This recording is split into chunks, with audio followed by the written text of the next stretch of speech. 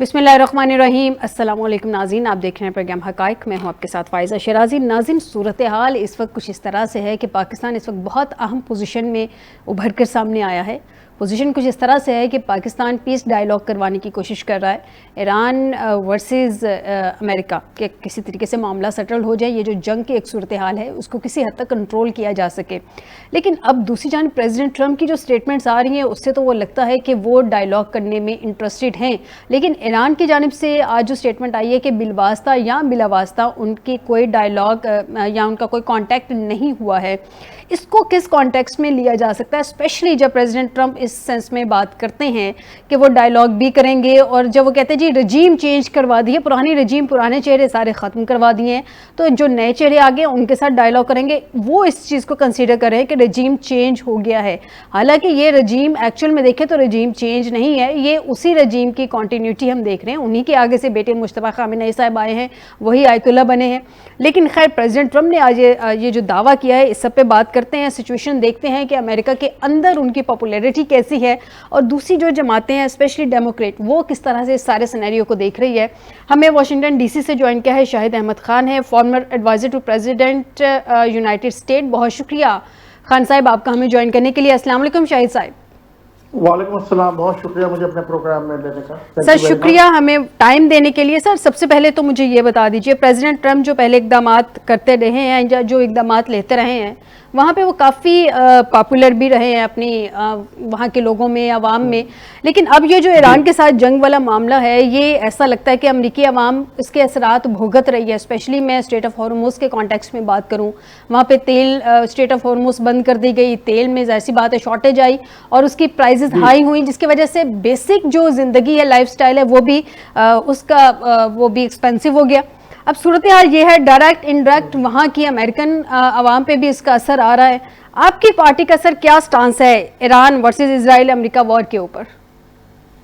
बहुत शुक्रिया मुझे अपने प्रोग्राम में लेने का। इस पर देखिए हमारी पोजीशन, जो डेमोक्रेटिक पार्टी की पोजीशन तो हमेशा से ये रही है कि कोई भी president of United states unilaterally जंग में नहीं जा सकता और कांग्रेस की अप्रूवल चाहिए होती है किसी भी इस किस्म के काम में जाने के लिए। दूसरी पोजीशन ये है कि जो ईरान के साथ वॉर है इज टोटली अननेसेसरी। ये कोई ईरान अमेरिका के लिए बिल्कुल इमिनेंट थ्रेट नहीं था, तो हमें इस वॉर में जाना नहीं चाहिए था।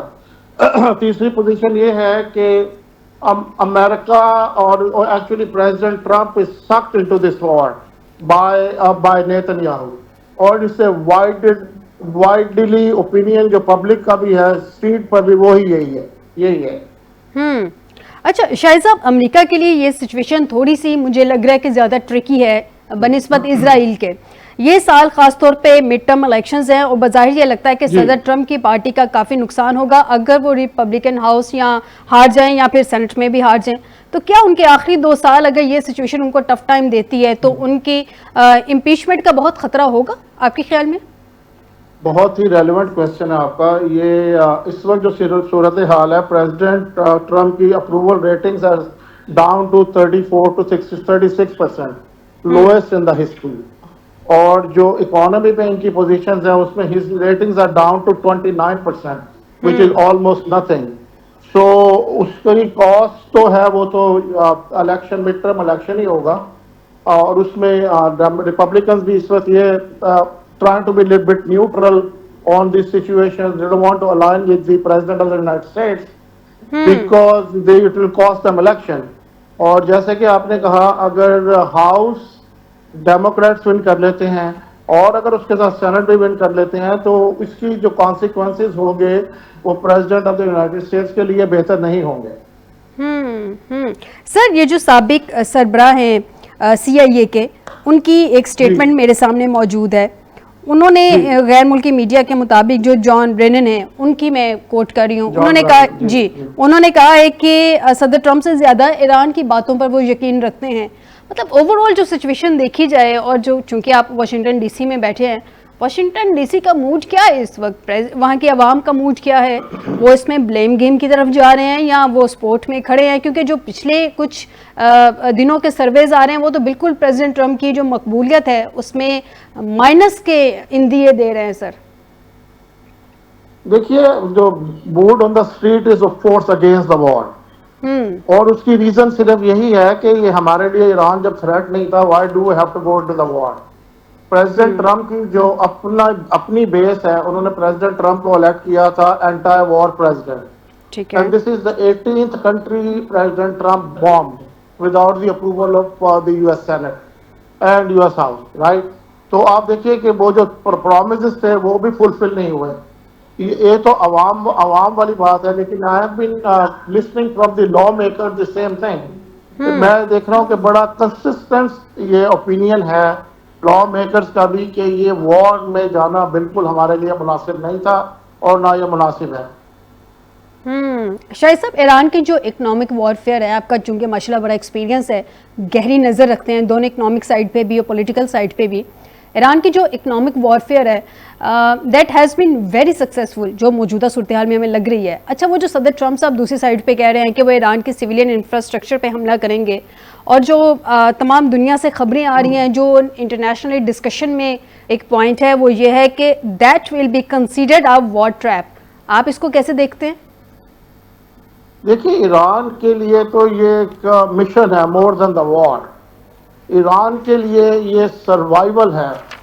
ये वॉर के जो स्टैंडर्ड्स होते हैं जीतने या हारने के लिए, वो ईरान के लिए इतना उनके लिए इम्पैक्ट नहीं कर रहे। उनके लिए ये सर्वाइवल है, उस सर्वाइवल की जंग वो लड़ रहे हैं। उनके लिए बॉडीज और destruction doesn't mean a lot.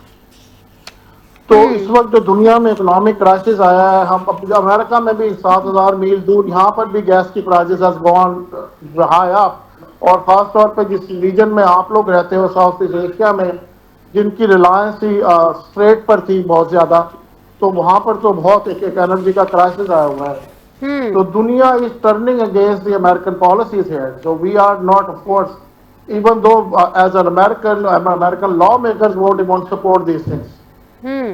Shahid साहब, अगर हम थोड़ा सा फैक्ट्स पे बात करें, जैसे प्रेसिडेंट ट्रम्प का मैंने आज एक क्लेम देखा, उन्होंने कहा कि जितने भी फेसेस थे रजीम के, ईरानियन रजीम के, वो चूंकि एलिमिनेट कर दिए गए हैं, उन सबको शहीद कर दिया है। मतलब उन्होंने तो खैर वर्ड दूसरा यूज़ किया, तो उनके मुताबिक ईरान में रजीम चेंज करवा दी गई है। अगर हम फैक्ट देखते हैं, हम रियलिटी देखते हैं, तो ईरान में रजीम चेंज तो नहीं हुई, उसी रजीम की कॉन्टीन्यूटी सामने आ रही है।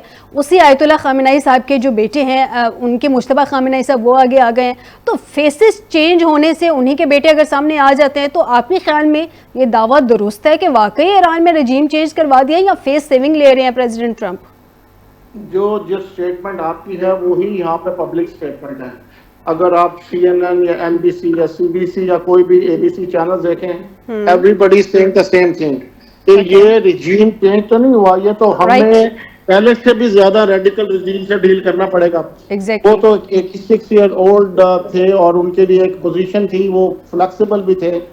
तो ये एक नया लड़का आ गया है जो इज मोर एग्रेसिव, उसके साथ हम कैसे डील करें? It's not a regime change, people don't feel it's a regime change.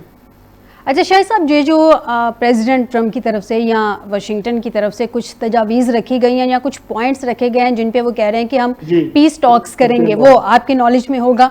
आज की खबर ये है कि ईरान ने उसको मुस्तरद कर दिया है। ईरान कह रहा है कि हम सीज फायर की तरफ नहीं जा रहे। बड़ी सिचुएशन डिफिकल्ट सी हो गई है। ईरान रजीम चेंज की बातें की जा रही हैं ईरान में प्रेसिडेंट ट्रम्प की तरफ से, जबकि ईरान की तरफ से कहा जा रहा है कि वो सीज फायर की तरफ नहीं जाएगा। अब ऐसे में जब सीज फायर की तरफ नहीं जाएगा तो एग्जिट कैसे लिया जाएगा वाशिंगटन की तरफ से? वाशिंगटन इसको एग्जिट कैसे लेगा, सेफ एग्जिट? क्योंकि ईरान की तो एक हिस्ट्री है, वो 8-8 साल की या लंबी जंगों की उनको आदत है, जबकि मेरा नहीं ख्याल कि अमेरिका इस चीज़ को अफोर्ड कर सकता है। देखिए, इस वक्त ईरान इसकी पोजीशन ऑफ स्ट्रेंथ में है, राइट, क्योंकि अमेरिका ने नेगोशिएशन स्टार्ट किया, राइट। तो अमेरिका ने एक एजेंडा उनको दिया 15 पॉइंट्स का कि जिस पे वो काम करना चाहते हैं। ऑफ कोर्स, तो काउंटर आर्गुमेंट तो ईरान की तरफ से आएगा ना। तो ईरानी apparently are much better negotiators, right. So they came up with the ideas कि जो इस वक्त अमेरिका के लिए एक्सेप्टेबल तो नहीं होंगे, but they will meet in the middle. और लगता है ऐसे ही है, वैसे ये वॉर खत्म हो जाएगी कुछ दिन तक, मतलब रुक जाएगा सब कुछ। लेकिन ये है कि ईरान ने जो अपनी पॉइंट्स दिए हैं, जो एजेंडा दिए हैं, वो प्रॉबेबली सारे तो फुलफिल नहीं होंगे, but there has to be somewhere in the middle ground जहां पर ये कुछ सेटल होगा। शायद साहब एक आखिरी सवाल, पाकिस्तान मशरिक़ वस्ता में जंग के खात्मे के लिए बामकसद मुज़ाकरात की मेज़बानी के लिए तैयार है, प्राइम मिनिस्टर साहब ने ट्वीट किया, जबकि प्रेसिडेंट ट्रंप ने उसको रीट्वीट किया। अब ईरान जो है, अभी जैसे आपने भी कहा, सारे ओवरऑल डिस्कशन यही चल रही है, मेरा भी पॉइंट यही है कि ईरान इस नेगोशिएशन टेबल पे विनिंग पोजीशन में बैठेगा और वो अपनी बात मनवाने की ज़्यादा अहलियत रखता है। वो इस पोजीशन में है कि कार्ड्स उसके हाथ में ज़्यादा हैं बनिस्बत वाशिंगटन के।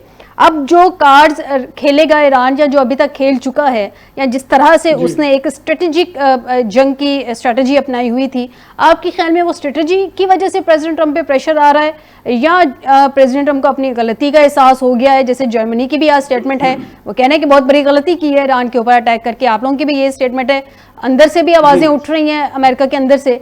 तो क्या ये गलती का एहसास है जो वो बात कर रहे हैं, तैयार हो गए हैं मुज़ाकरात करने के लिए, या आपके ख्याल में प्रेशर इतना ज्यादा है और प्रेसिडेंट ट्रंप दोबारा ये गलती नहीं करेंगे? इस चीज को भी क्या मद्देनजर रखा जाएगा?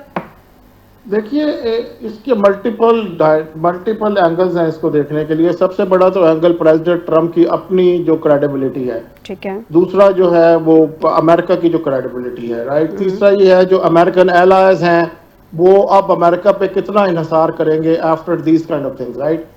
अब प्रेसिडेंट ट्रंप अगर किसी वॉर में जाते हैं unilaterally without the approval of house and the senate, और फिर उसके बाद वो ड्रैग करने की कोशिश करते हैं यूरोपियन एलाइज को and the other countries, even China, तो वो तो is not going to work.